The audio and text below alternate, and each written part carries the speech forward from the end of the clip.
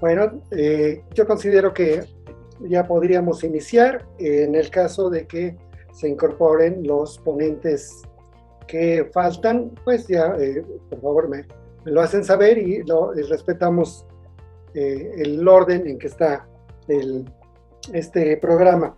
Entonces, mi nombre es Armando Ruiz Vadillo eh, y voy a ser moderador de esta mesa Salud Mental en Jóvenes. Es el simposio 4 de sala 4. Bienvenidos de todos los presentes, ponentes y asistentes. Y bueno, pues vamos a establecer varios trabajos. Eh, Esperemos que sean todos. Tendríamos, yo creo, 20 minutos para una exposición y al final de la exposición de todos los trabajos tendríamos un tiempo en el cual nos gustaría que hubiera un intercambio con los participantes y asistentes a este simposio y haya preguntas y respuestas. Entonces, eh, si, si es así, iniciamos con el primer trabajo, en el cual también yo soy eh, autor, pero le pediré a la doctora María de Lourdes Torres Cruz que nos haga su presentación y inicie este simposio. Hola, buenas tardes a todos, bienvenidos. Sí, efectivamente, si me pueden poner por favor las diapositivas. Vamos a presentar el primer trabajo, pero antes que nada tengo que dar mi pequeña reseña sobre mis actividades. Yo estudié en la UNAM, soy psicóloga social de la maestría de la UNAM. Estudié el doctorado en el Estado de México sobre lo que son ciencias de la educación. Trabajé un tiempo en la Universidad Iberoamericana, posteriormente en la UAM, y actualmente estoy participando en la Universidad Pedagógica Nacional. De hecho, ahí por eso realicé algunas investigaciones, como esta parte de la traducción, adaptación de la prueba de Reynolds. De ahí que sale este trabajo que es indicadores emocionales asociados a conductas de acoso o victimización en la violencia escolar. La siguiente, por favor. La violencia escolar, aunque es un fenómeno viejo, realmente tiene modalidades nuevas y desgraciadamente esas modalidades nuevas han intervenido precisamente en lo que son los medios de comunicación. Las exposiciones constantes de actos de violencia ilícitos a nivel nacional son difundidas de manera general, inevitablemente expuestos a niños y jóvenes que pueden verse o que son influenciados para replicar este tipo de conductas agresivas. El acceso y uso cotidiano no siempre en sentido positivo, desgraciadamente, de estos medios electrónicos como los videos, audios e internet, principalmente las redes sociales. La tendencia a participar en actos de violencia, ya sea como acosador, testigo e incluso víctima, como una forma de buscar la legitimización e identificación social. ¿Cuántas veces hemos visto jóvenes que para hacerse valer o reconocerse dentro de un ámbito escolar, pues recurren precisamente a esa violencia, a esa agresión, y tiene mucho que ver con esta parte de la legitimización? La siguiente, por favor. Hay factores de riesgo y hay factores de riesgo internos y externos. Dentro de estos factores externos encontramos lo que son las familias en conflicto o disfuncionales, las conductas de adicción, la muerte de alguno de los padres o los padres y desgraciadamente la pobreza. Digo, eso no es nuevo en este país, ¿verdad? Pero la pobreza y pobreza extrema son esos factores externos que pueden influir precisamente en provocar ciertos tipos de agresiones en los ámbitos escolares. Los factores de riesgo interno, pues encontramos lo que es la falta de madurez, la baja autoeficacia, trastornos psiquiátricos incluso, algún tipo de carencias afectivas y depresiones. La siguiente, por favor. El acoso entre iguales o bullying se denomina así porque manifiestan o son manifestaciones de violencia entre iguales que van desde los insultos básicos hasta el acoso de agresiones físicas o incluso hasta la muerte, ¿no? Desgraciadamente nos hemos enterado precisamente por estos medios de comunicación que pueden llegar a la muerte o desfiguración del cuerpo a que se hace presión o agresión a las víctimas. Contempla tres características principales. Acoso entre iguales o bullying, lo que es la intencionalidad, O sea, ¿qué intención tengo de hacerte daño? La persistencia en el tiempo, que es una constancia en el tiempo, y abuso de poder, que es más que nada hacer presión como yo como agresor sobre mi víctima. Incluso aquí lo podemos ver en el dibujo, cómo está la víctima y cómo ve tan grande al agresor, ¿no? Así es su miedo, así es su ansiedad, así es su angustia. De esa forma lo ve, porque le provoca mucho desconcertación de su personalidad. Incluso se dice que una buena parte de nuestras conductas son producto de la imitación de comportamientos observados que han sido recompensados o reforzados socialmente. La siguiente, por favor. El acoso se refiere al uso de medios físicos, psicológicos, verbales, directos, ya sea individualmente o en grupo. Puede causar daño físico o psicológico. En muchos casos el acosador tiene tanto poder sobre la víctima, ya sea física, social, y otra forma de poder que se utiliza de forma inapropiada para causar angustia a otros. Incluso aquí también lo podemos ver en el video, cómo el agresor está golpeando a la víctima de manera bastante violenta, ¿no? La siguiente, por favor.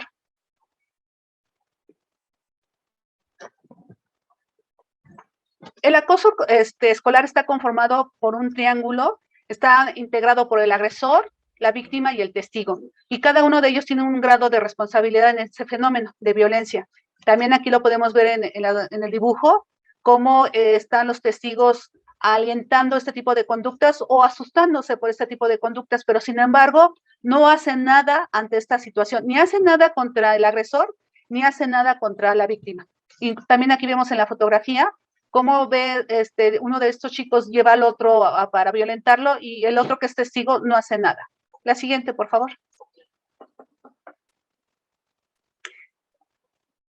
Las leyes que sostienen el acoso y el maltrato entre escolares, existe lo que es el agresor.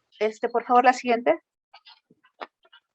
El agresor, cómo hace abuso, intención y persistencia sobre su víctima.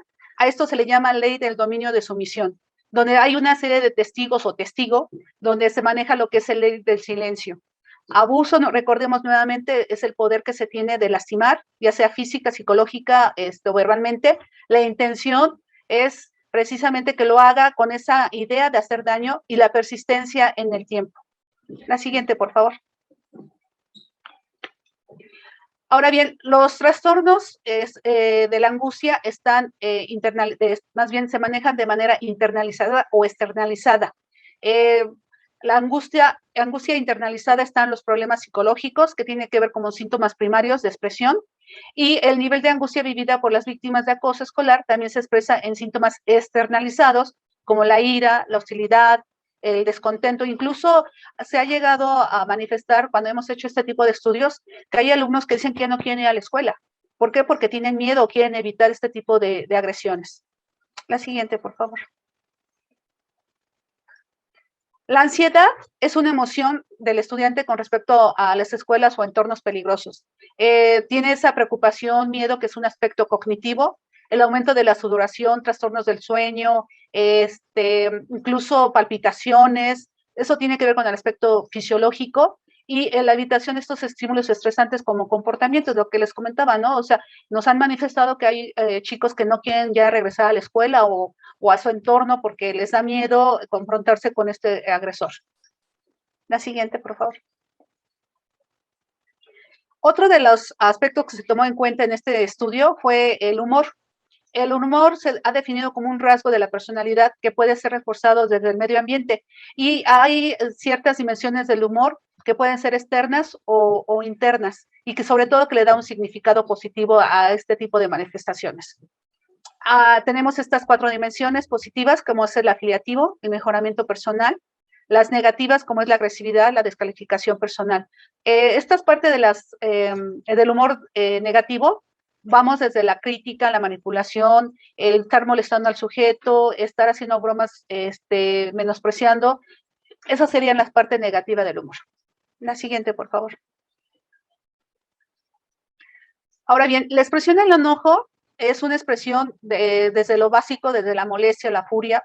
La hostilidad es una actitud de sentimiento de enojo, hasta la agresión, que es el comportamiento negativo cargado de enojo. La siguiente. Y la expresión del enojo puede ser hacia afuera o hacia adentro. Las personas que manifiestan su conducta hacia afuera está, por ejemplo, el agresor, tal cual, puede hacer daño a su víctima. Y hacia adentro es una forma pasiva de hostilidad también, que incluso lo puede tener el victimario, ¿no? O sea, está enojado de manera interna, pero no lo puede manifestar. ¿Ok? Creo que hasta aquí llego en esta parte. Ahorita va a continuar el doctor Armando Ruiz con la parte de lo que es el método. Gracias. Buenas tardes. Parece que no se escucha. Sí, ¿ya se escuchan? Sí, se escucha. Bueno, continuando entonces ya con los elementos anteriormente explicados por la doctora Lourdes, hicimos una investigación en donde participaron 600 estudiantes de nivel secundaria, de segundo y tercer año de este nivel, 48% mujeres, 52% hombres, con edades entre 13 y 15 años, de escuelas secundarias públicas de la zona sur de la Ciudad de México. Se aplicaron varios instrumentos. A todos se les aplicó un instrumento que está adaptado para población mexicana y que permite identificar las personas como acosadores o como víctimas, y bueno, ansiedad y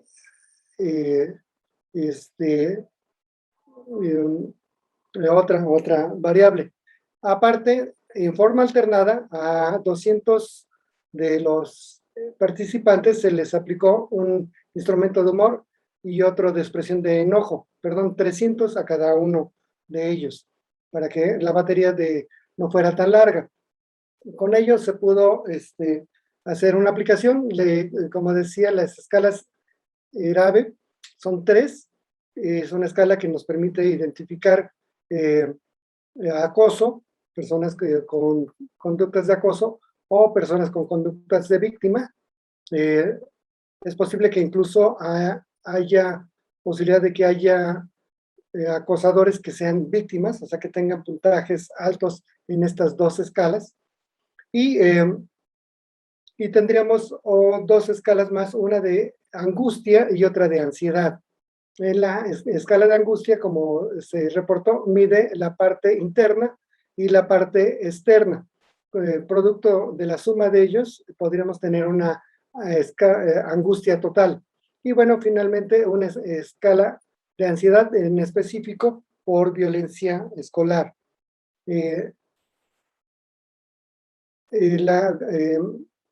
La escala de humor tiene 32 reactivos y consta de 4 factores, 2 positivos y 2 negativos. Afiliativo y mejoramiento personal serían los positivos, agresividad y descalificación serían los negativos. Y bueno, también se aplicó una escala de enojo. Esta escala de enojo tiene 6 factores, utilizamos 5 factores: el estado, el estar enojado; rasgo, como característica de personalidad; el enojo hacia afuera, que sería el manifiesto; y el enojo contenido, que sería el interno; y la reacción hacia enojar. También es adaptado para población mexicana. Y bueno, pues los resultados que encontramos básicamente confirman la hipótesis por la cual realizamos esta investigación. Aquí podemos ver que las personas o los estudiantes identificados como acosadores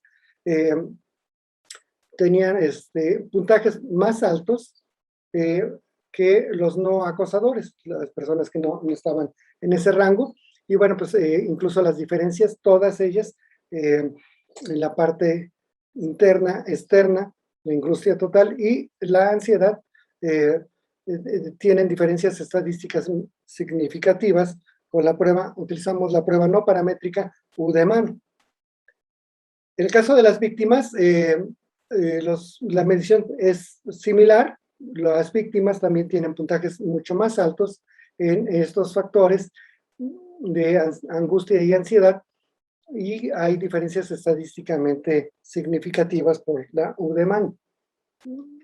En cuanto al humor, como se esperaba, los factores negativos, que serían descalificación personal y no se alcanza a ver bien, la otra sería agresión, son los dos últimos, tienen puntajes arriba las personas acosadoras con respecto a los no acosadores. Y bueno, hay también diferencias estadísticamente significativas.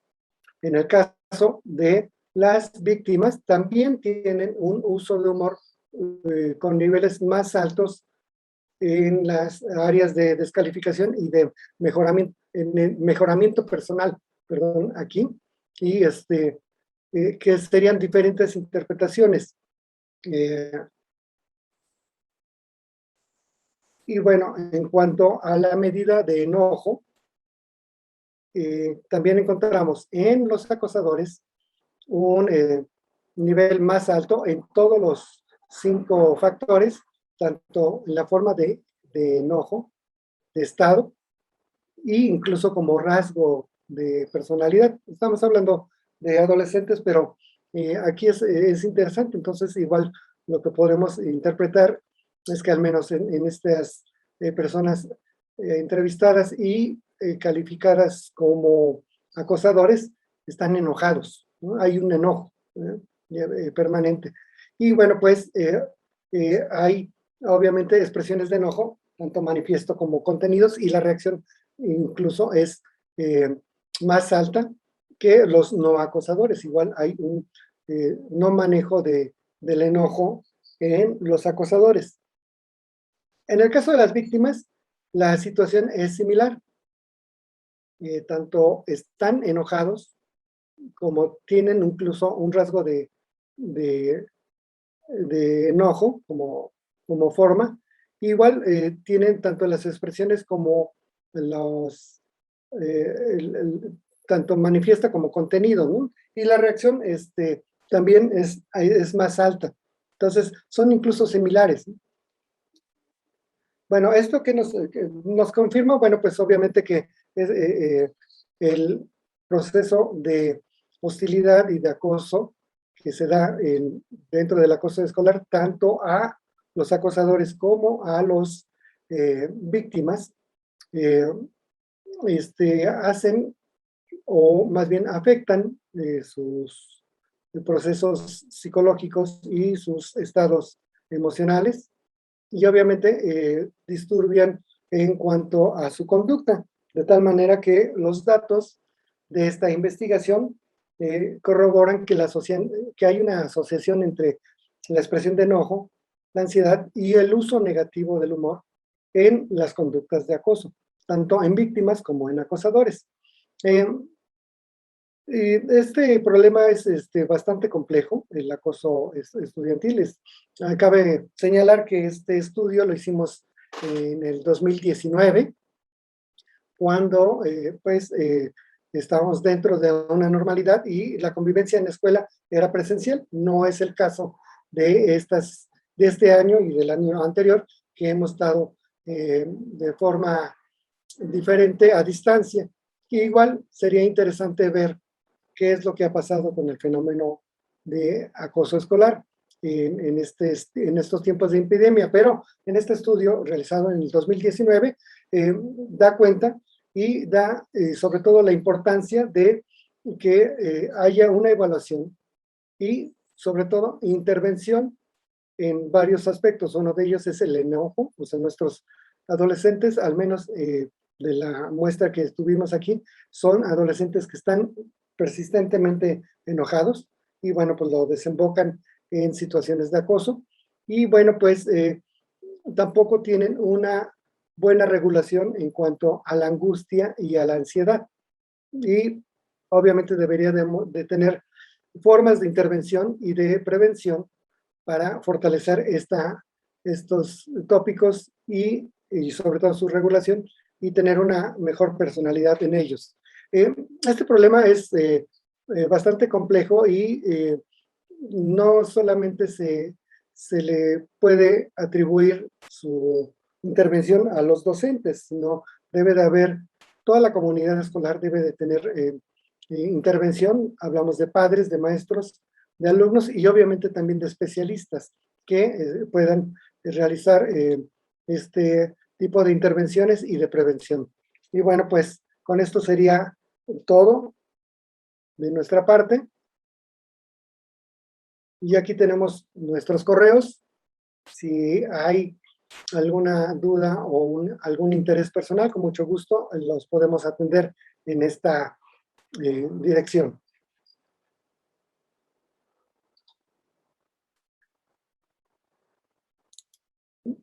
Muy bien, entonces le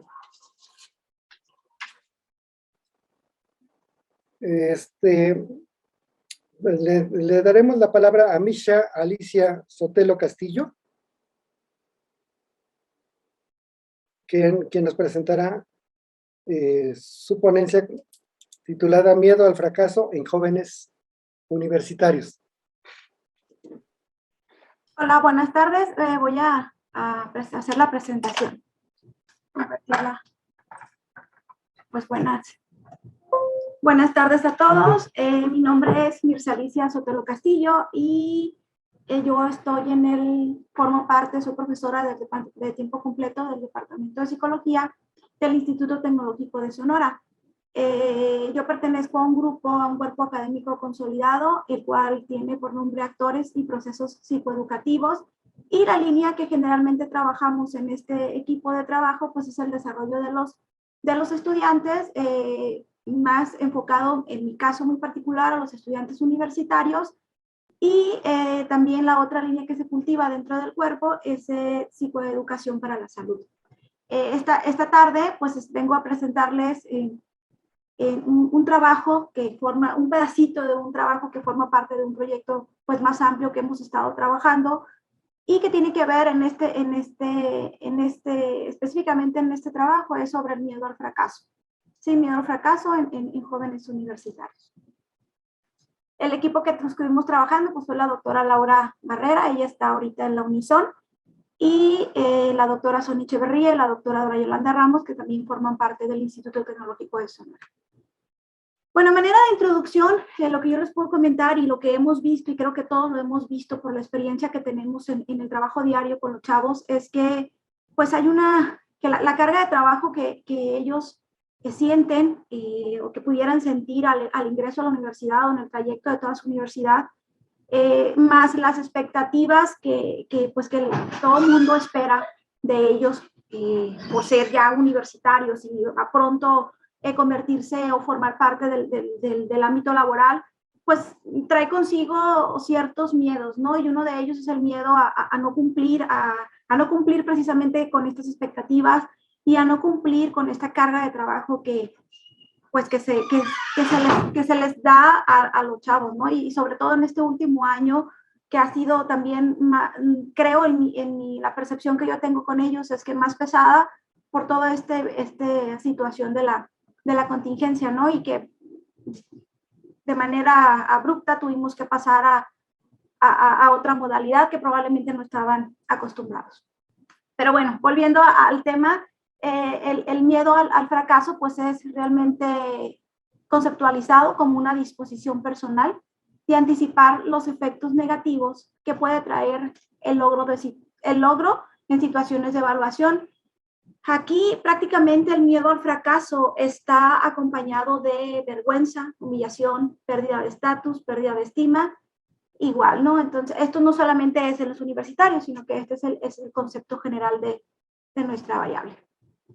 Aquí es importante mencionar que la literatura nos habla, cuando se habla de esta variable, es que no significa que se tenga un miedo al fracaso como tal, sino que es a lo que conlleva ese fracaso, que tiene que ver mucho con el remordimiento, ¿no? que puede acompañarlo a esto, tales como humillación, vergüenza y señalamientos y demás.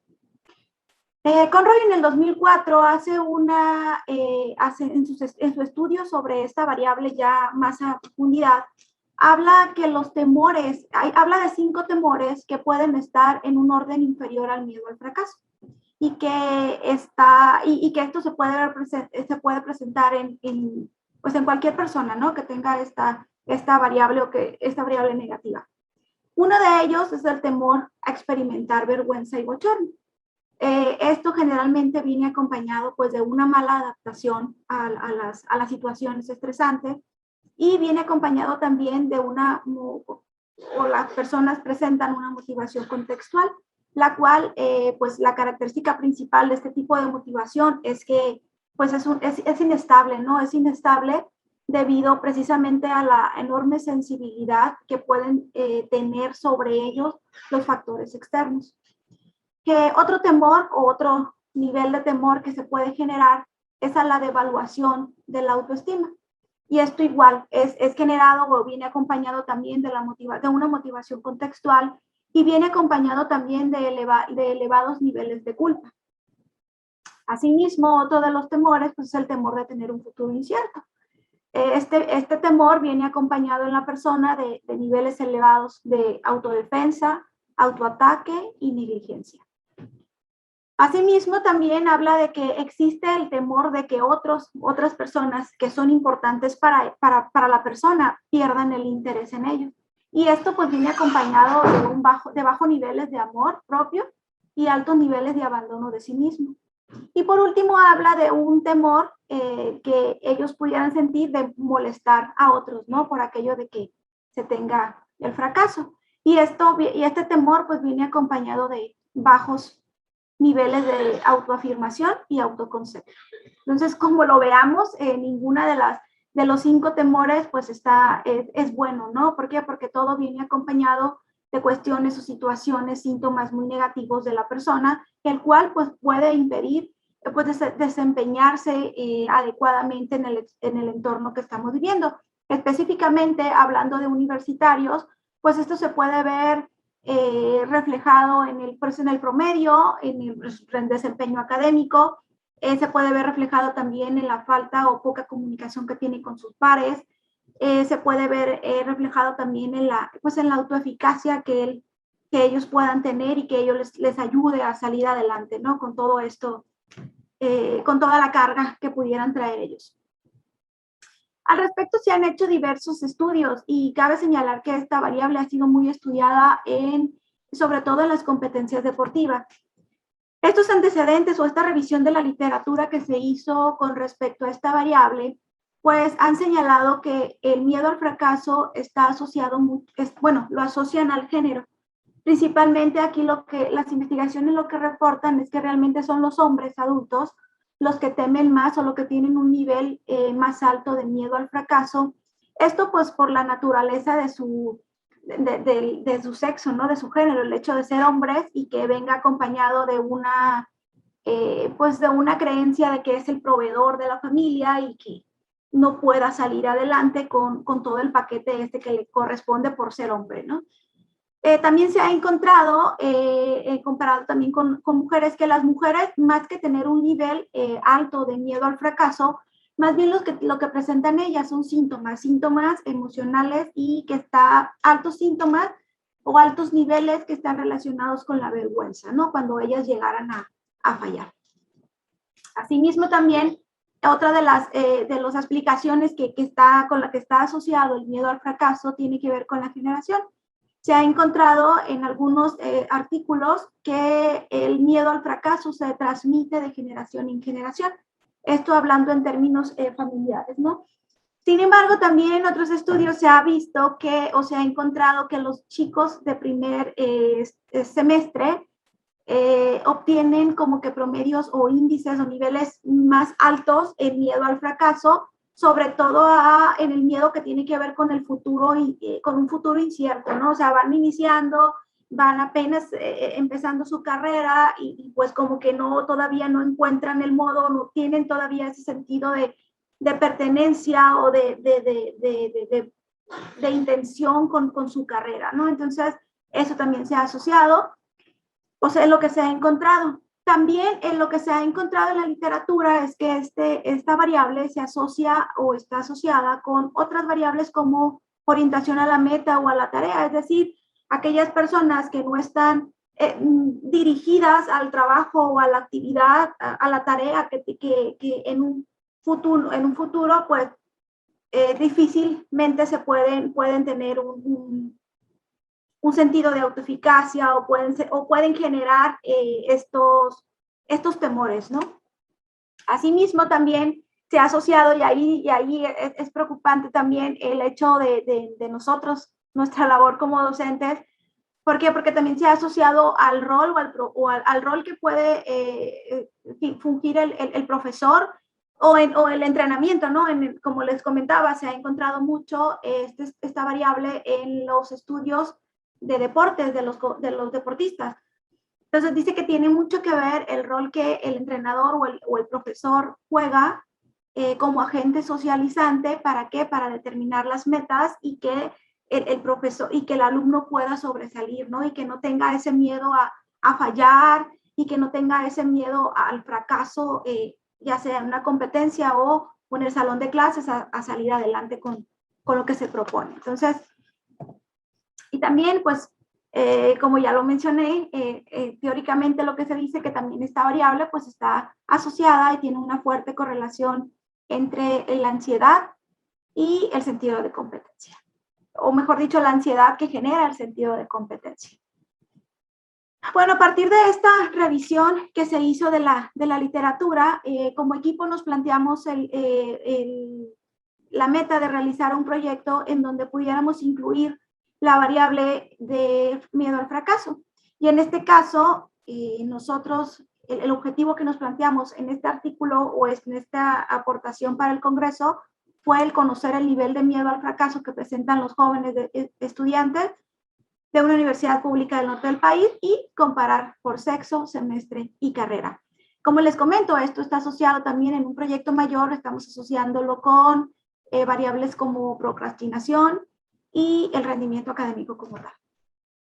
El método que nosotros utilizamos para este proyecto fue un diseño cuantitativo no experimental, transversal con alcance descriptivo y comparativo. Los participantes que nosotros tuvimos fue una muestra no probabilística de 471 estudiantes de una institución de educación superior, 256 fueron mujeres y 215 hombres. Estos chavos o estos estudiantes estaban inscritos en diferentes programas educativos y en diferentes semestres y presentaron una media de 21 años aproximadamente con un rango de 18 a 37 años. El instrumento que utilizamos para la recolección de los datos fue la escala del miedo al fracaso de Conroy Willott Messel, que fue validada en el 2002. Y esta escala, pues es una escala que está compuesta por 25 reactivos tipo Likert, tienen 5 opciones de respuesta. Nosotros obtuvimos una confiabilidad para nuestra muestra de estudio de 0.946, lo que nos indica que es una alta confiabilidad. Cabe señalar que previo a este estudio, pues también se hicieron algunos ejercicios sobre análisis factoriales confirmatorios de la escala, en donde se obtuvieron pues índices adecuados. Los reactivos están agrupados en cinco factores y que tienen que ver con esta estructura de los 5 temores de los que les hablé al inicio. Tiene que ver con el miedo a experimentar vergüenza, miedo a la devaluación de uno mismo, miedo a tener un futuro incierto, miedo de perder el importante interés de los demás y miedo o temor de perturbar a otros. El procedimiento que llevamos a cabo pues fue pedimos autorización a los profesores de las aulas. Cabe mencionar que esto se hizo antes de la contingencia, estaba programado desde un inicio para el Congreso, pero pues por los movimientos y demás, fue de manera presencial el levantamiento de los datos y previo al consentimiento informado, pues se les solicitó a los estudiantes su participación. Procesamos la información en el paquete estadístico del SPSS y pasamos a hacer los análisis descriptivos, medias, porcentajes, rangos, obtuvimos la normalidad de los datos y utilizamos análisis de comparación utilizando la prueba de estudio. Bueno, realmente, ¿qué fue lo que encontramos nosotros en este estudio? Lo que encontramos fue que el 63%, más del 63% de los estudiantes, pues experimentan de un moderado a un bajo nivel de miedo al fracaso. Afortunadamente, no fueron tantos los estudiantes que presentaron un alto nivel, ¿no? Sin embargo, yo creo que sí vale la pena el analizar a detalle qué es lo que qué porcentaje de estudiantes tienen un nivel alto y qué pudiera significar o qué pasaría o qué está pasando por las cabecitas de estos estudiantes.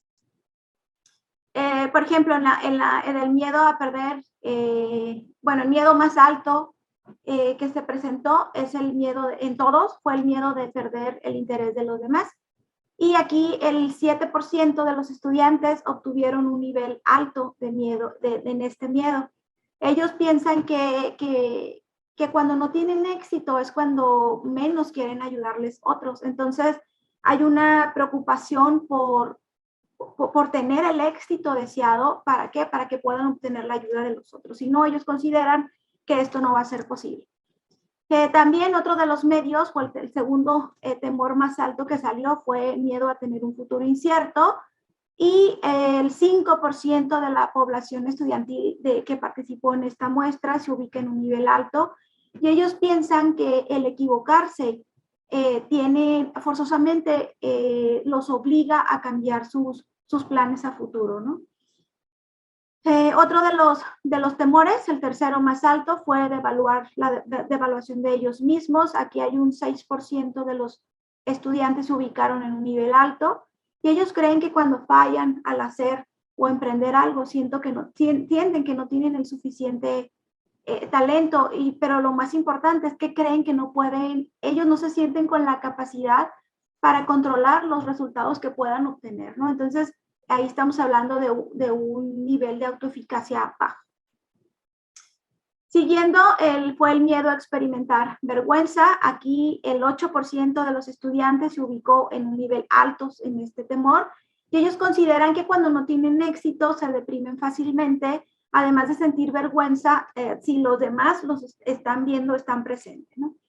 Y por último, pues fue el temor de perturbar a otros. Aquí fue un 5% de los estudiantes que se ubicaron en un nivel alto y ellos consideran que si fallan, pues pueden disgustar a la gente que a ellos les importan y pues que son fácil blanco de críticas. Entonces, como les comento, de manera general, con respecto a otro de los objetivos específicos, que era hacer las comparaciones entre género, semestre y carrera, no se encontraron, por lo menos en este primer estudio, no se encontraron diferencias significativas ni por género, ni por semestre, ni por carrera, lo cual pues viene a contradecir un poquito lo que nosotros encontramos en los antecedentes, ¿no? A manera de conclusión, pues de manera general, los muchachos presentaron un nivel de bajo a moderado. Sin embargo, yo como institución, como profesor y como psicólogos, yo creo que es importante considerar que aunque sea un solo estudiante presentan este tipo de problemáticas, pues valdría la pena trabajar con ellos, ofrecer ciertos cursos de superación o de hacer ciertas intervenciones con ellos. ¿Por qué? Porque lo más seguro es que ellos sientan inseguridad de sí mismos, ¿sí? Como ya lo vemos reflejado en los resultados, y pues ellos tienen un sentido de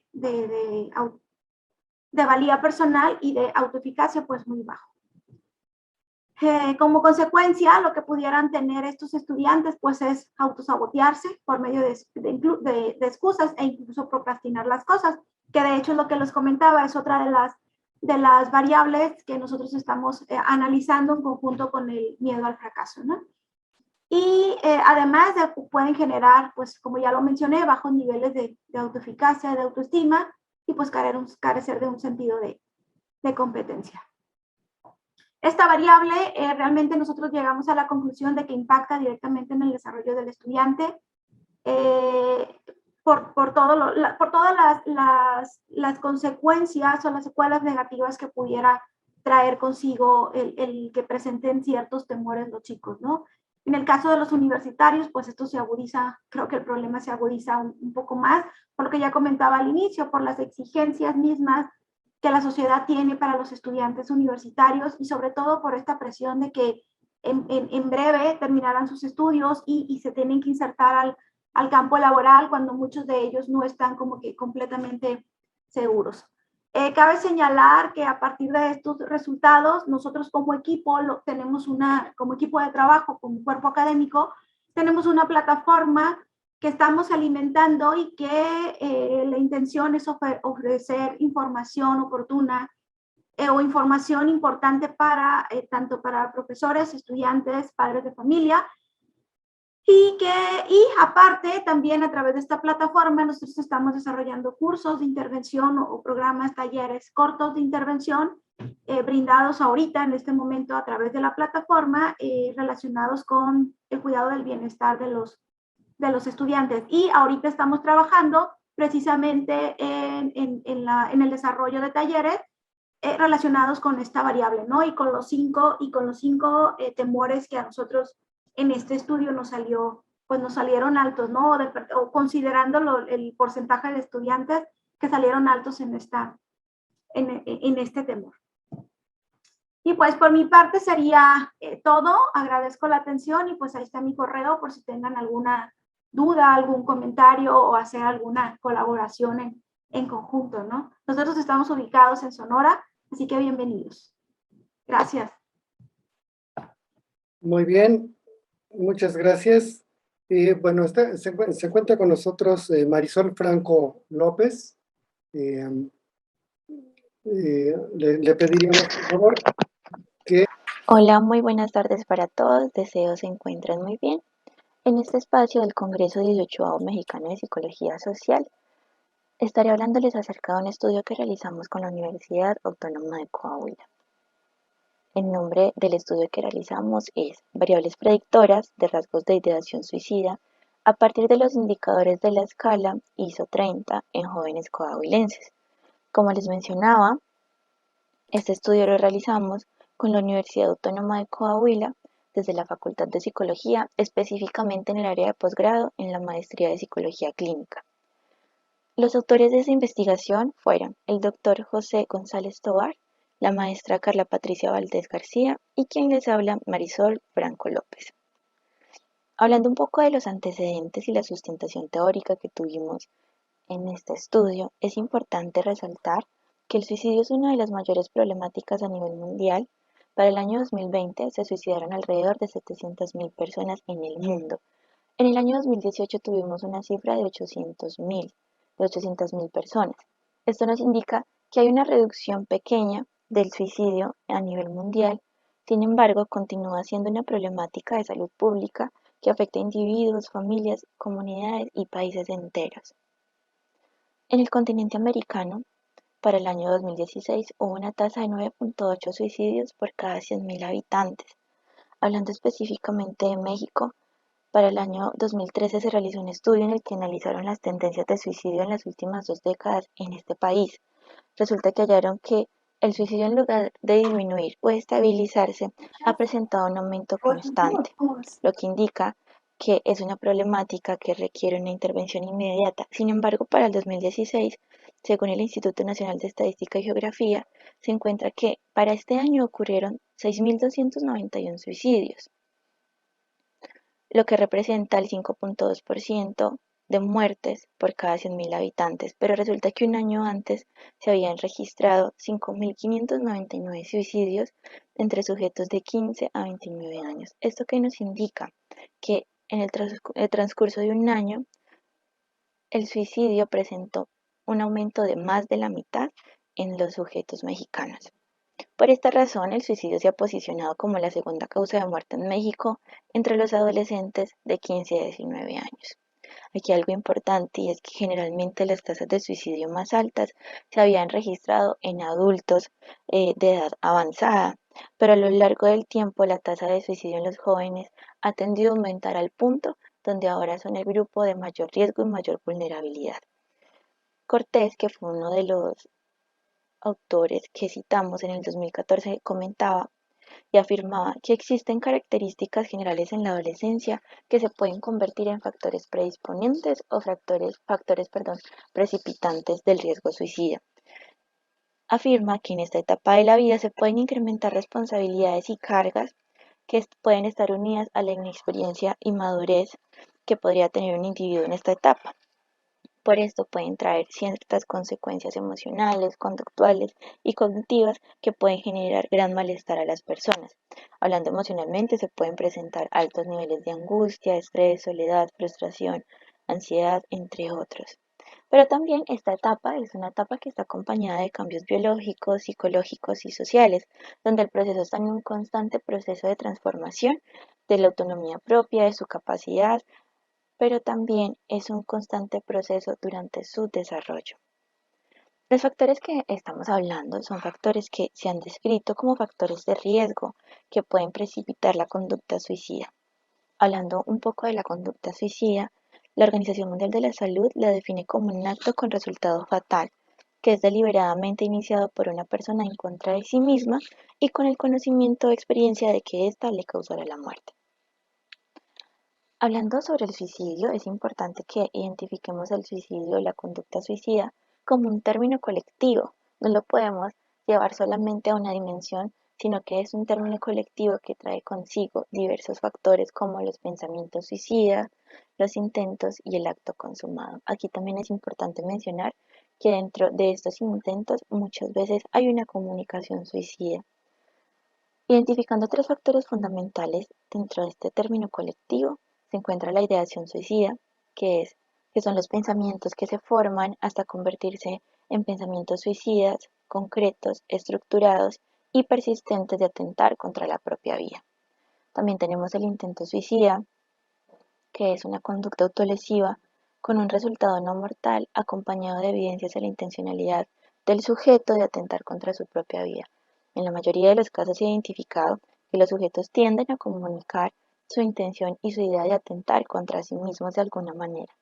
Luego de ello, podemos identificar el acto consumado, que es una muerte autoinfligida con evidencia de que la persona tenía el propósito de autoprovocar su muerte, es decir, atentar contra sí misma. Es importante resaltar, y fue una de las cosas donde nos enfocamos en este estudio, y fue el aspecto principal de la ideación suicida. La ideación suicida es un constructo cognoscitivo que se vincula directamente con el intento de suicidio, y esto lo convierte en uno de los mayores predictores del suicidio consumado en adolescentes y población adulta. El riesgo suicida incrementa cuando se presenta la ideación suicida. En este estudio hicimos un recorrido de los últimos 5 años acerca de qué trabajos y qué investigaciones se han hecho específicamente con la ideación suicida, y nos encontramos con que la ideación suicida se convierte en uno de los mayores factores de riesgos para llegar al acto consumado del suicidio.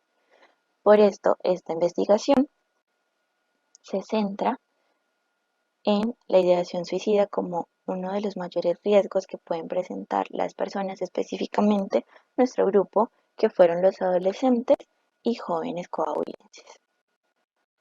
Bueno, específicamente en el método tuvimos el objetivo de determinar las principales variables predictoras de los rasgos de ideación suicida a partir de los indicadores contenidos en la escala de orientación suicida ISO 30 en una muestra de adolescentes y jóvenes coahuilenses. Como participantes tuvimos a una muestra de 319 adolescentes y jóvenes en edades de 15 hasta los 35 años. El método fue el muestreo incidental.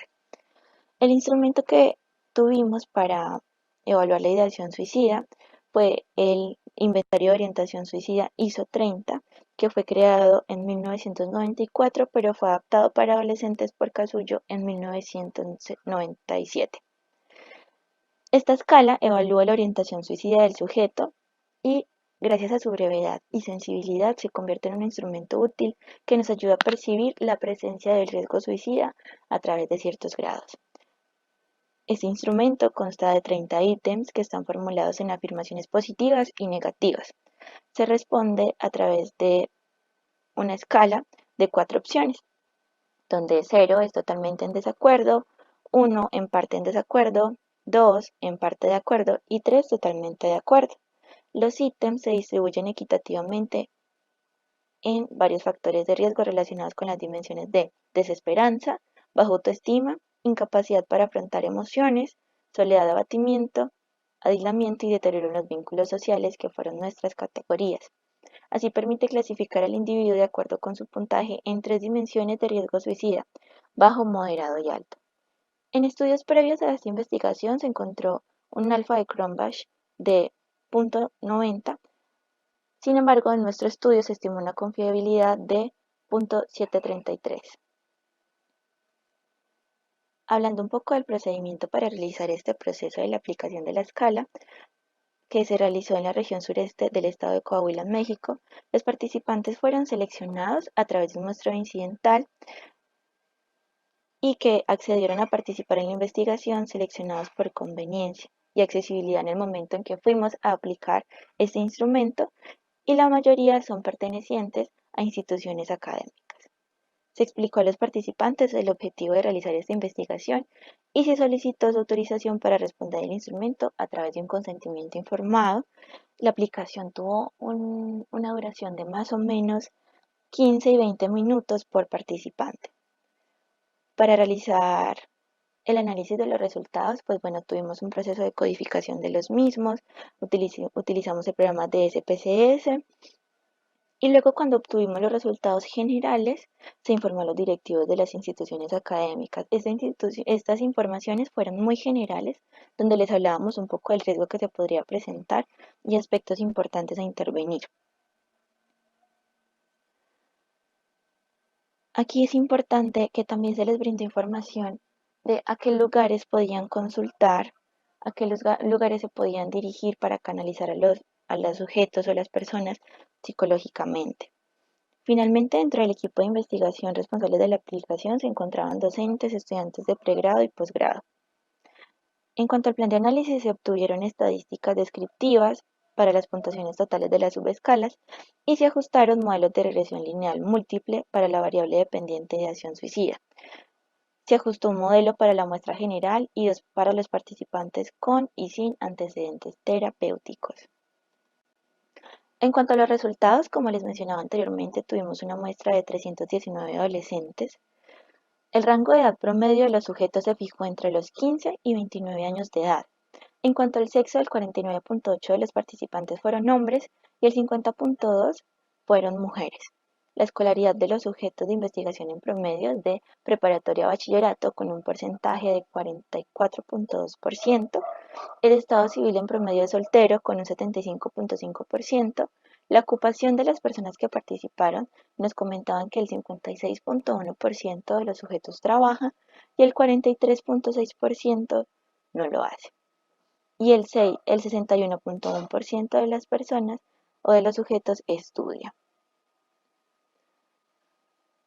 El 89.7% de la muestra tiene hermanos y en promedio el número de hermanos es de 2.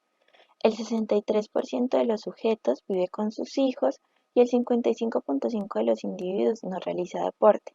Finalmente, el 78.4% de los individuos se evidencia que no han asistido a terapia o a un proceso psicoterapéutico. En cuanto a nuestras tablas, en nuestra primera tabla fue la puntuación total de las variables de la escala ISO 30. Se obtuvieron las puntuaciones totales de las variables de desesperanza, baja autoestima, incapacidad para afrontar emociones, soledad, abatimiento e ideación suicida. Con relación a esta tabla, se identifica que existe una presencia de indicadores de ideación suicida baja. Sin embargo, existen casos que representan puntuaciones de riesgo, como lo es la desesperanza, la incapacidad para afrontar emociones, la soledad y el abatimiento, que dentro de esto nos clasifica en un riesgo suicida bajo Sin embargo, es importante que vayamos identificando ciertos aspectos a intervenir. En nuestra tabla número 2 tenemos el modelo de regresión lineal para la ideación suicida en la muestra general. Este modelo se ajustó mediante el método de pasos sucesivos y como variable dependiente tuvimos la puntuación total de la ideación suicida. Las variables independientes fueron las puntuaciones directas de las subescalas, es decir, desesperanza, baja autoestima, incapacidad de afrontar emociones, soledad y abatimiento. Este modelo se ajustó con dos variables predictoras que fueron la baja autoestima y la desesperanza. De acuerdo con lo anterior, se demuestra que la ideación suicida que reportan los adolescentes y jóvenes que hicieron parte de esta muestra depende de dos factores importantes como la baja autoestima y la desesperanza. En nuestra tabla número 3 también tenemos un modelo de regresión lineal para la ideación suicida en la muestra con antecedente terapéutico.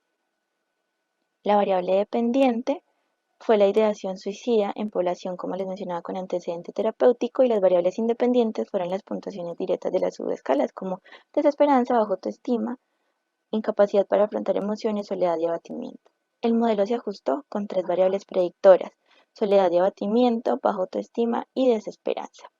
De acuerdo con estos resultados, se evidencia que la ideación suicida que reportan los jóvenes de la muestra con antecedente terapéutico tiene que ver con la soledad, el abatimiento, la baja autoestima y la desesperanza. Finalmente, en nuestra tabla número 4, realizamos el modelo de regresión lineal mediante pasos sucesivos. La variable dependiente que se utilizó fue la puntuación total de la ideación suicida y las variables sin antecedente terapéutico, y las variables independientes fueron las puntuaciones directas de las subescalas. El modelo se ajustó con tres variables predictoras, que son la baja autoestima, la desesperanza, la soledad y el abatimiento. Los resultados evidencian que la ideación suicida que reportan los adolescentes y jóvenes sin antecedente terapéutico tienen tres factores predisponentes importantes como la baja autoestima, la desesperanza, soledad y abatimiento. Aquí es importante reconocer que tanto en la muestra con antecedente terapéutico y sin antecedente terapéutico tenemos las tres variables, son las mismas, lo que nos cambian son los puntajes y las posiciones. Ya a modo de conclusión, el presente estudio demuestra que, si bien existe una presencia baja de indicadores de ideación suicida y riesgo suicida, hay un riesgo latente que debe considerarse, ya que a partir de un riesgo inicial es que se puede ir desencadenando y construyendo un riesgo superior. La ideación suicida que reportan los adolescentes y jóvenes depende de dos factores fundamentalmente, que son la baja autoestima y la desesperanza en la muestra general. En los sujetos de investigación que habían hecho parte del proceso terapéutico, se evidenció que la ideación suicida que reportan los adolescentes y jóvenes parten de estos tres factores que hemos venido mencionando, y es necesario abordar la desesperanza, ya que puede facilitar la disminución más rápida de la ideación durante el proceso terapéutico y continuar en un monitoreo constante de la ideación luego del egreso. Al analizar los resultados obtenidos de los sujetos de la muestra que no han asistido a terapia, se encuentra que presentan los mismos factores, pero esta vez en el orden en el que se da es diferente, al igual que sus puntuaciones, como se los había mencionado. Es esencial que este estudio continúe motivándonos a buscar comprender qué es lo que está sucediendo y qué está influyendo en nuestros jóvenes para intervenir de manera efectiva con el fin de prevenir e incidir en el crecimiento íntegro y saludable de nuestros individuos, específicamente en el de los adolescentes y jóvenes que se encuentran en una etapa de oportunidades, que también los puede poner en una etapa de vulnerabilidad, pero también podemos buscar estrategias para lograr identificar las dificultades que se presentan a lo largo de su vida y así desarrollar intervenciones de fortalecimiento en diferentes habilidades y diferentes factores que vayamos identificando como factores que se pueden convertir en factores de riesgo, y en esa medida también empecemos a identificar factores protectores que son importantes continuar fortaleciendo en nuestros adolescentes, que ahora son el mayor grupo de vulnerabilidad. Yo les agradezco muchísimo por la atención prestada. Mi contacto de información es marisol.franco@uadec.edu.mx. Allí estaré disponible para responder a sus dudas y cualquier inquietud que puedan presentar. Deseo que tengan una excelente tarde y nuevamente les agradezco por el espacio y la atención prestada durante este espacio del Congreso. Que estén muy bien, hasta luego. Muchas gracias. Bueno, pues vamos a continuar con María José Campos Mota, que a su vez nos presenta su trabajo Sucesos de vida en la adolescencia, una comparación entre hombres y mujeres. Perfecto, hola, buenas tardes, ¿cómo están? Espero que todavía por aquí con muchos ánimos para terminar. Y bueno, pues me presento, ¿verdad? Primero, pues yo estoy colaborando en la Facultad de Psicología de la Universidad Autónoma de Yucatán. Soy egresada también de ahí de la licenciatura. Estudié una maestría en terapia familiar y soy terapeuta familiar también. Y pues actualmente estoy por finalizar el doctorado en investigación psicológica en la Universidad Iberoamericana, ya ahora como candidata a doctora, y pues en este arduo camino de la investigación en la psicología social, la verdad es que me ha apasionado los temas de crianza, los temas de familia, he colaborado en todas estas investigaciones, adolescencia, aspectos de protectores en cuanto a esta etapa de la vida. Y pues, bueno, básicamente esas son las temáticas que trabajamos, toda la línea de personalidad en el cuerpo académico de Psicología Social de la Facultad de Psicología, y pues justo en colaboración con quienes me acompañan en esta presentación. Voy a poner la proyección.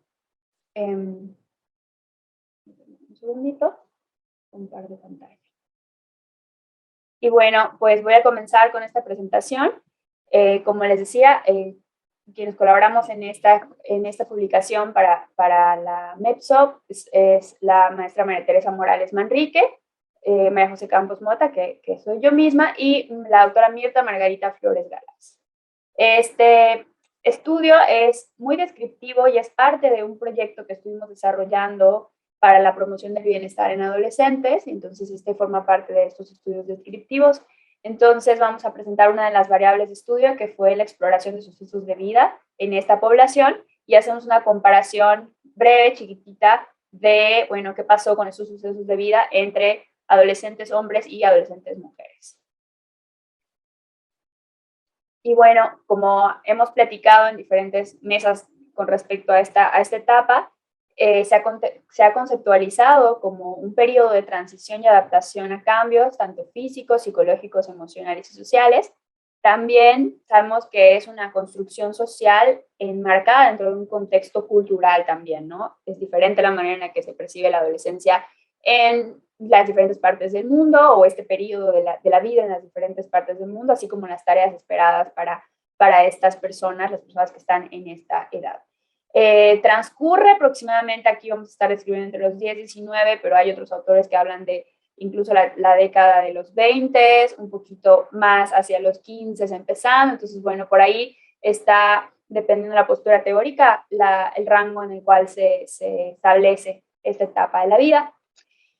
Y bueno, es importante este estudio, vamos dándole también mucha importancia, porque para los objetivos del desarrollo sostenible que está dictando la OMS, y que también sabemos que las naciones están moviéndose en este sentido, las escuelas, o entre los objetivos también de los estados, están atender a estas poblaciones de los adolescentes, justo por el riesgo que puede implicar pues la falta de atención, o más bien por los indicadores, o por las situaciones de riesgo que ya estamos viendo en estas etapas, ¿no? De lo que vamos a platicar en un momentito. Y bueno, los sucesos de vida en la adolescencia, primero, para hablar de ello, hay que definir qué es esto de sucesos de vida, que son las experiencias o acontecimientos que le ocurren al individuo, a su contexto o a su entorno comunitario, y que tienen el potencial de generarle estrés. En el caso de la adolescencia, los sucesos de vida pueden añadir una dosis extra de estrés que disminuye la actividad vital de los adolescentes y también aumenta el riesgo de desarrollar conflictos emocionales. Hay una diferenciación en la literatura en donde se establece, por un lado, los eventos no normativos y los eventos normativos. Los eventos no normativos pues hablan de muerte, divorcio de los padres, muerte de algún familiar, ¿no? Divorcio de los padres, ingreso a prisión de algún miembro de la familia, el embarazo propio o de la pareja, y también el desempleo parental. Los eventos que se comprenden como normativos, pues pueden ser cambio de escuela, conflictos entre los padres y también conflictos con sus compañeros o amigos. Evaluar los sucesos de vida en los adolescentes constituye una forma de identificar los tipos de estresores y también las fuentes de estrés, así como los efectos del estrés sobre la salud física y psicológica de los mismos. También valorar, va a ser importante, pues valorar qué ajustes es necesario que se realicen para afrontar de manera adecuada estos sucesos y también para lograr alcanzar el bienestar o mantener el bienestar. El riesgo en la adolescencia, lo que están en algunos datos estadísticos, hablan que entre los 15 y los 19 años, o sea, la población que está en esa etapa representa el 35.1% de la población a nivel nacional. Y en Yucatán, que es el espacio en donde desarrollamos esta investigación, el 26.5% de la población corresponde a los jóvenes que están en este rango. ¿Cuáles son algunos de los riesgos que se reportan a esta edad, a temprana edad? Pues es una edad en la que se ha encontrado que el 36.6% de los hombres y el 45.8% de las mujeres inician en cuanto al consumo de drogas. Esta cuestión del consumo de drogas tiene una implicación también importante porque se han asociado con ideación, planeación e intento suicida. Otra de las cuestiones de riesgo que ocurren en esta etapa, algunos inicios de trastornos psiquiátricos en edades tempranas, se ha presentado también en estas etapas algunos eventos de depresión mayor, distimia, trastorno bipolar 1 y 2 también en estos jóvenes. Y el 2% de la población mexicana ha padecido un episodio de depresión mayor antes de los 18 años, también eso está reportado. Y una problemática también, bueno, nuevamente, problemática fuertemente asociada a estos episodios emocionales, pues es el suicidio, ¿no? Y bueno, en Yucatán, el tema del suicidio es un tema bastante importante, dado que los jóvenes en esta etapa, hay datos que reportan jóvenes en esta etapa, que además no solo de la ciudad capital, sino también al interior del estado se reportan situaciones de jóvenes. Y bueno, con relación a variables de estudio se ha encontrado una relación positiva entre sucesos de vida negativos y con problemas internalizados, conducta y pensamiento suicida, depresión, consumo del alcohol y también algunas drogas ilícitas. Se destaca también en la literatura diferencias en los sucesos estresantes vividos de acuerdo al sexo en los adolescentes y también por nivel socioeconómico al que pertenecen, siendo los hombres los que reportan mayor porcentaje de sucesos a diferencia de las mujeres, y es en los niveles socioeconómicos más bajos donde también se reportan principalmente estos eventos como más estresantes. Bueno, el objetivo de estudio como les comentaba al principio, pues es describir los sucesos experimentados en adolescentes de la ciudad de Mérida, Yucatán, y establecer las diferencias por sexo en la presencia de los eventos vividos. Los participantes fueron 1.322 estudiantes mediante un muestreo no probabilístico por cuota, 644 fueron hombres y 678 mujeres, con una media de 14.64 años y una desviación de 1.88 de la ciudad de Mérida, Yucatán, y esto fue a través de escuelas secundarias y preparatorias públicas. Bien. El instrumento que empleamos es la escala de sucesos de vida de Casullo, que también la literatura reporta alfas de entre 0.60 y 0.80 para las subescalas y para la escala total. Consta de 50 ítems referidos a distintos eventos vitales y a través de esta escala, en primer lugar, se identifican los sucesos de vida que le han ocurrido, a la persona durante el transcurso de su vida, y en un segundo momento, pues, valoran si dichos sucesos le siguen o no afectando en su vida mediante un formato tipo Likert que va desde 1 hasta 5, que va de nada de impacto a mucho impacto. Ese sería el 5. En el caso de este estudio, lo que identificamos para nosotros se consideraron como sucesos que seguían afectando a los participantes, aquellos marcados con 3, 4 y 5, es decir, desde algo, bastante y mucho impacto. Los eventos explorados se agrupan en 7 áreas, o son las dimensiones que aborda esta escala, que son familia, salud, trabajo, problemas personales, escuela, afecto y pareja y el ámbito legal.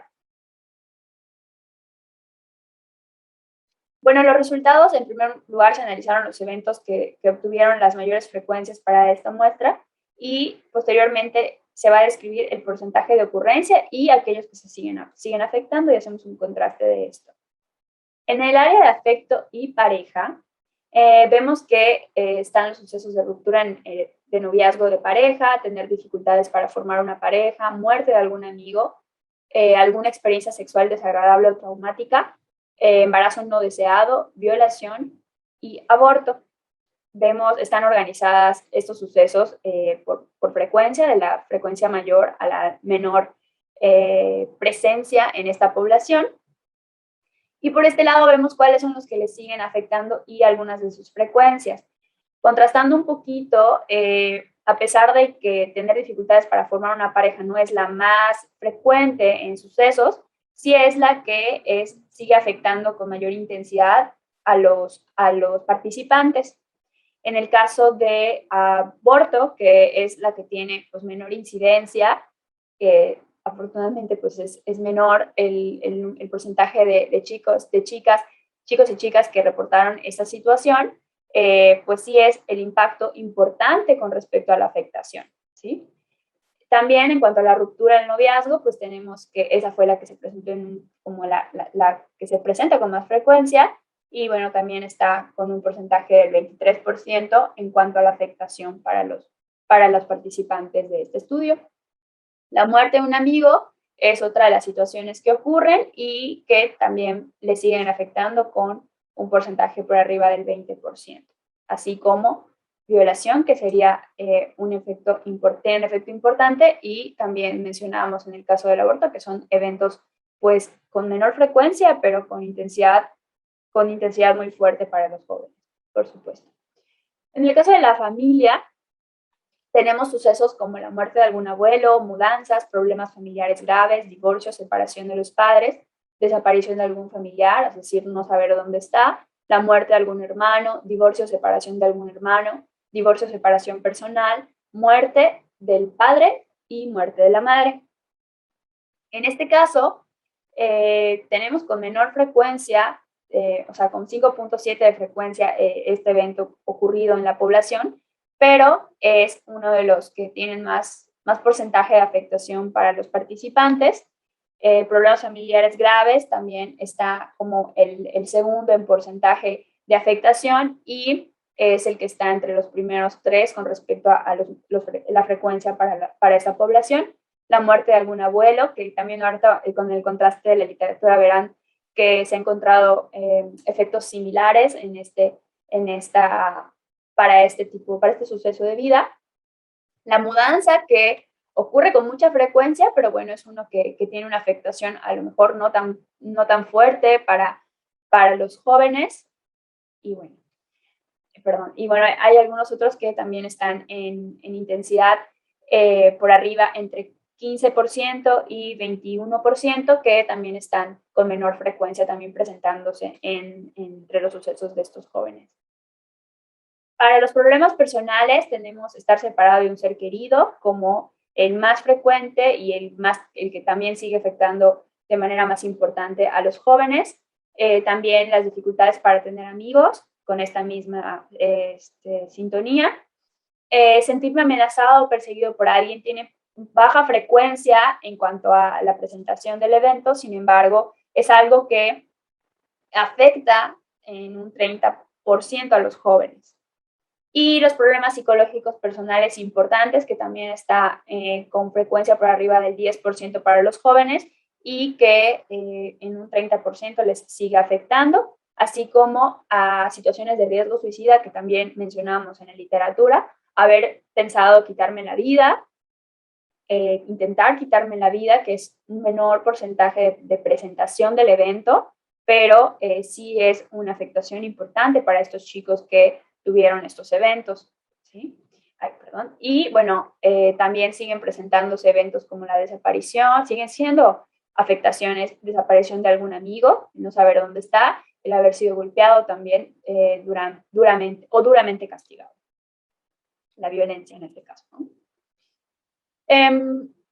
Salud, en cuanto al área de la salud, creo que es de las áreas que tienen mucha afectación en el caso de esta población, y esta es como una muestrita, ¿no? Pero me parece que el área de la salud es un área que sí afecta mucho a los jóvenes en el sentido de que se presenta muchos problemas, no solo a nivel familiar, porque justo la escala habla sobre enfermedades físicas de la familia, las propias de algún padre, diferentes tipos de enfermedades, o sea, más bien diferentes áreas, la física, la psicológica, y bueno, en cuanto a esto, pues también le impacta, decía, no solo lo social, sino probablemente lo económico en la familia, algún tipo de ajuste que se tiene que hacer en el sistema familiar, y bueno, todos estos eventos que se presentan en la salud, pues afectan fuertemente a los jóvenes en esta etapa de la vida.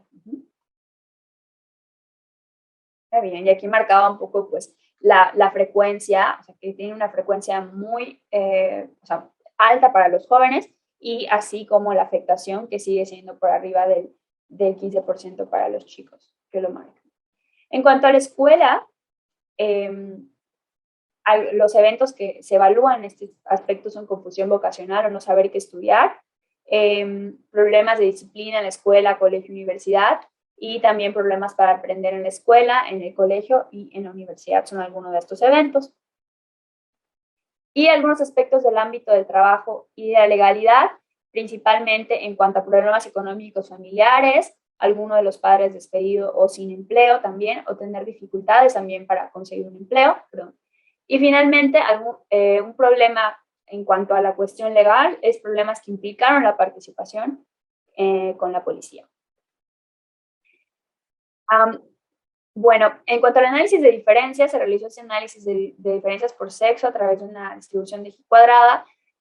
Para las diferencias significativas se encontraron principalmente a través de este análisis en mujeres para el área de la salud con respecto a la enfermedad propia y a la enfermedad física del padre.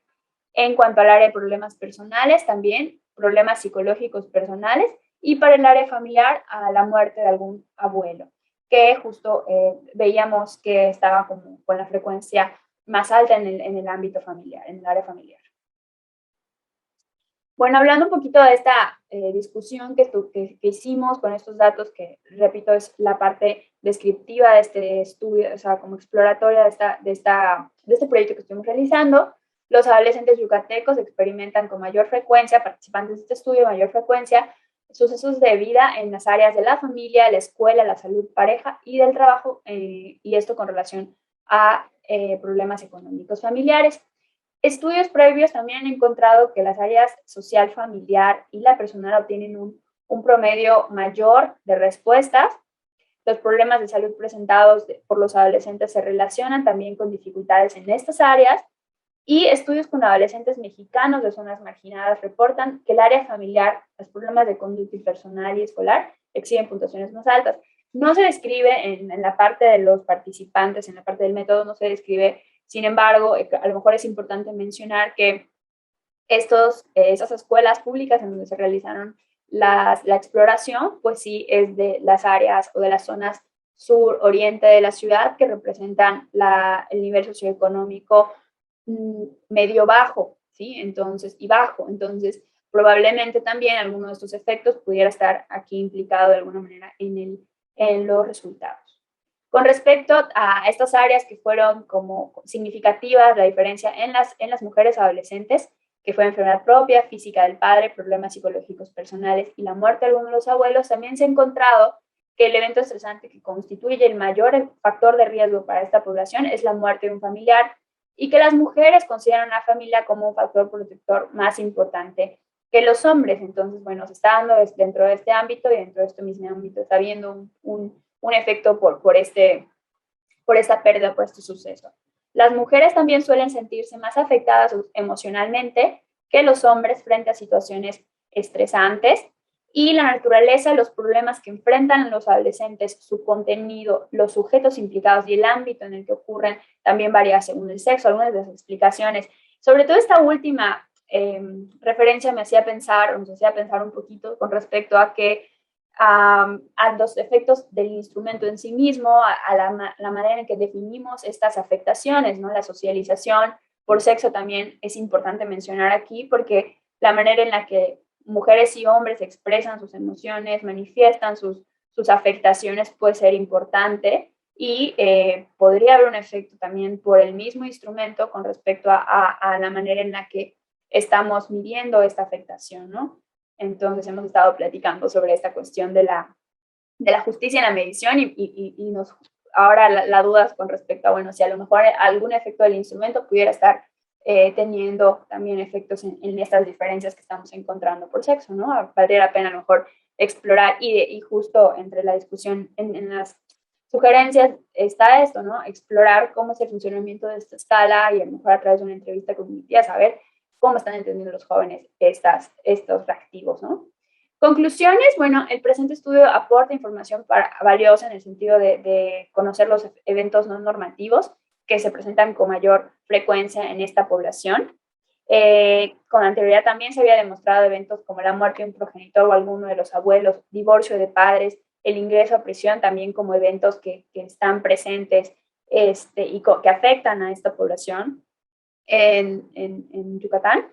Y bueno, el presente estudio no se considera la exploración no se consideró la exploración de los efectos, de los factores protectores. Sin embargo, los hallazgos diferenciados por sexo también nos pueden plantear algunas directrices para hacer intervenciones más adecuadas para estos factores de protección que van encaminados hacia la promoción del bienestar. Sugerencias y limitaciones, bueno, pues a pesar del impacto diferenciado, valdría la pena cuantificar también el impacto emocional. En este punto, Casullo también menciona esto, dice que asegura que la relevancia del suceso no reside únicamente en su frecuencia, sino que considera importante valorar la percepción subjetiva del impacto emocional con respecto a estos eventos, ¿no? Y con relación al bienestar psicológico. Además, también es importante realizar un análisis psicométrico, y como les decía, esta parte de la validación de algunas, o sea, evidencias de validez más bien más adecuadas con esta población. Y bueno, al ser una población igualmente pequeña, y a pesar de que estábamos viendo que, o sea, era una población por arriba de 1000, sin embargo, la presencia de esto, o aquellos que marcaron como sucesos de vida en esta población, pues no fue tan grande como para poder hacer este análisis psicométrico de la escala, ¿no? Entonces, bueno, vale la pena todavía continuar por ahí para poder tener análisis más robustos. Y bueno, se sugiere incorporar la medición cuantitativa del impacto de dichos eventos, y también realizar estudios posteriores con variables como estrategias de enfrentamiento, niveles de estrés y ansiedad, e incorporar variables sociodemográficas como el nivel socioeconómico. Como les mencionaba, pues nos enfocamos en un sector, probablemente pudiéramos ampliar esta exploración para poder hacer este tipo de diferencias y contrastes con otras variables. Y bueno, esto sería todo. Muchísimas gracias por la atención.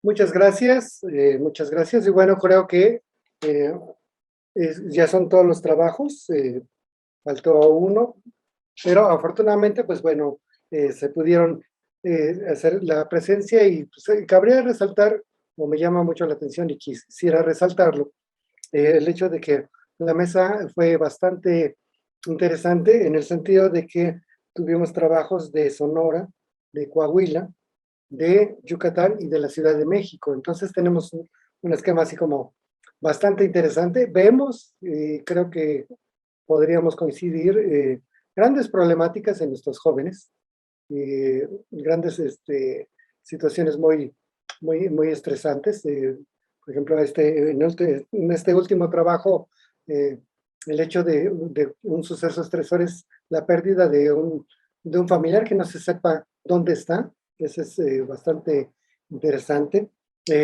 La cuestión de predictores como la desesperanza y la autoestima baja para el suicidio, bueno, pues son indicadores que podríamos decir son ya comunes, pero bueno, sí es importante tener esta evidencia, y sobre todo esta parte de desesperanza. Bueno, igual el hecho de tener jóvenes, bueno, algunos que ya rebasamos por mucho ese tiempo, asumimos que los jóvenes tienen muchas esperanzas, ¿no? Tienen mucho futuro. Y bueno, pues resulta que lo que está ocasionando esto más es la desesperanza. Es muy, muy interesante. Y bueno, esta parte de el miedo al fracaso es bastante interesante, ¿no? Porque, bueno, digamos, bastante, aunque pareciera poco, es bastante fuerte. Igual habría que ver que los instrumentos tienen cierta capacidad y, bueno, pues es muy difícil que la gente acepte qué tanto miedo al fracaso tiene. Entonces, el hecho de que digan que reportan bajo miedo, me suena como que es un miedo medio o tal vez un poquito más alto, ¿no? Eso es un problema, sobre todo de medición. Bueno, ese es, digamos, un poquito algunos comentarios que yo podría hacer con respecto a nuestros trabajos. Bueno, no comenté el de nosotros, pero sí igual es esta parte muy interesante que los jóvenes, con todas estas cosas que coinciden en los otros trabajos, en el trabajo de indicadores emocionales, vemos que son jóvenes enojados, ¿no? Son jóvenes enojados, con desesperanza, con grandes problemas de situaciones familiares y situaciones escolares. Y bueno, pues básicamente hay creo que mucho trabajo por hacer en cuanto a la prevención y el mejoramiento de la calidad psicológica, en este caso, de nuestros jóvenes. Y bueno, tanto norte como sur, lo podemos ver en esta si no es el caso, pues aparte de la felicitación a todos ustedes, daríamos por concluido esta mesa y darles un agradecimiento. Gracias. Gracias.